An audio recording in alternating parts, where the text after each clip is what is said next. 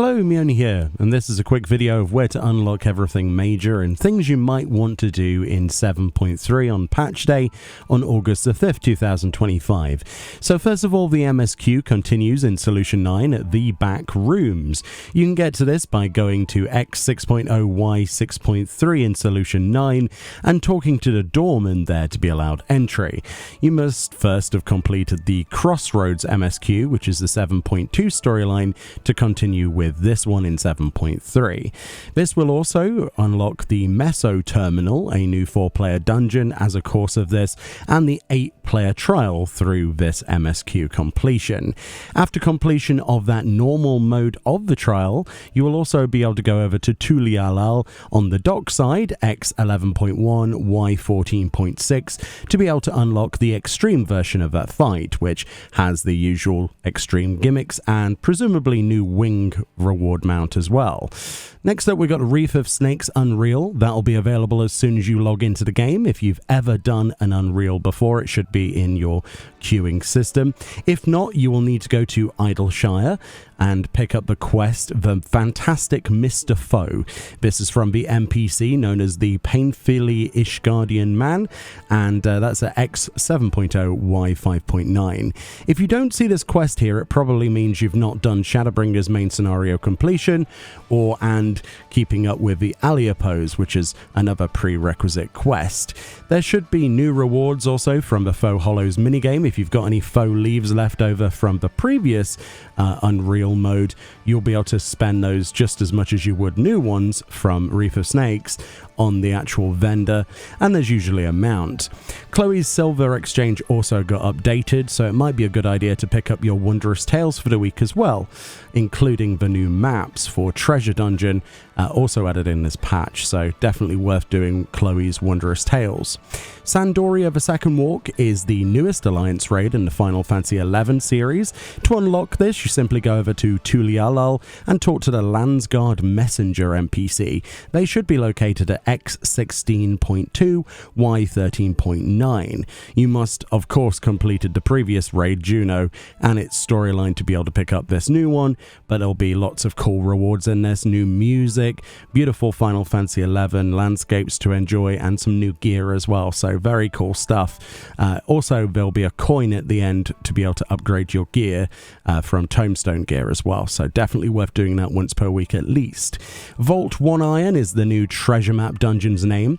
To access this and go gambling for new rewards, including some new crafted pieces from items that drop here that should go for a lot of gil, you'll need to get yourself one of the newly added in 7.3 Gargantua skin treasure maps. These maps are tied to Living Memory exclusively, and you'll be able to get them through your gathering classes or of course the market board, where they'll likely sell quite highly on day one. They will have a chance to open a portal then once you've opened the chest from each treasure map to a new dungeon called Vault 1 Iron. This will also have new loot, but there's actually new loot just from opening the chests as well, even if you don't get a portal. New loot also got added to the loot pool of the old treasure map dungeon 2 that you could get from the Bruxaskin treasure maps, but exclusively new items, like a couple of them, are found within the new dungeon 1 Iron specifically. In conjunction with the adjustments that they made to character model updates in this patch, players can also obtain a file of Fantasia for free from the Wandering Moogle. You can go to Old Gridania like you could before at X10.7 Y6.4 for a limited period of time.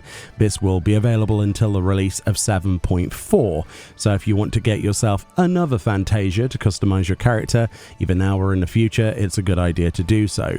Make sure you actually go and get the one from 7.2 before patch day on the 5th of August as well, and then you'll have another one.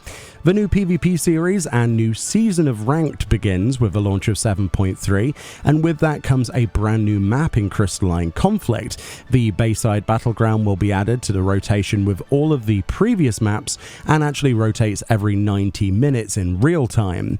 New rewards will of course be available from the series Malmstone Battle Pass, so opening that and doing any PvP in the game will work towards new rewards.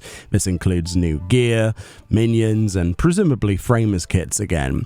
You will also have lots of new items to get from Trophy Crystal Exchange from the Wolves Den Pier vendor, and they also mentioned that some previous series rewards from previous series will also be available on these vendors for trophy crystals if you missed out on them in the past. We don't know exactly which ones, but presumably the ones after the previous ones they added to the vendor.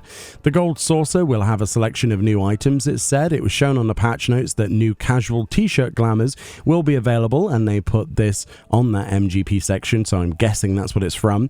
So depending on whatever else might also be in the Gold Saucer from the MGP vendors, probably Triple Triad card when you complete the MSQ, for example, a visit to the Gold Saucer might not be a bad idea if, like me, you're carrying around a huge sack of capped currency from doing Fashion Report each week. It was also mentioned how new bicolor gemstone rewards will be available, specifically from the NPC Kajilja, in Tulialal. I'm unsure what this might be, but you might want to check it out and spend your bicolor gemstones if you have some collected. Last time I saved them up to cap, and honestly they didn't add anything, so it's nice to see they're actually adding things to bicolor gemstones. They need to do more. And lastly, I think a good idea would be to visit any of these vendors on screen listed here. You can buy up to 999 Phoenix Downs. They changed how Phoenix Downs work in the game, and now they can be used in battle in various dungeons and other locations, which is also listed here on screen. It's essentially going to be useful in deep dungeons going forward, as well as other places like variant modes, so you might as well stock up now so that you always have 999. There's not really much excuse to not have them. They're just free reses during combat. That's pretty much all I can think of at the moment from 7.3 itself, but please feel free to leave suggestions on things that you can suggest to do on patch day yourself to help others. The majority of the content I want to sink my teeth into is going to be in the 7.31 patch, a couple of weeks later for cosmic exploration and a new moon there, or planet, and also 7.35, which is what, a month or so later for the deep dungeon. Personally, I feel that this patch 7.3 is fairly light on content directly, aside from that new treasure map dungeon and alliance raid, which I'm sure I'll be enjoying farming, but again, you know, it is a little bit light on actual content.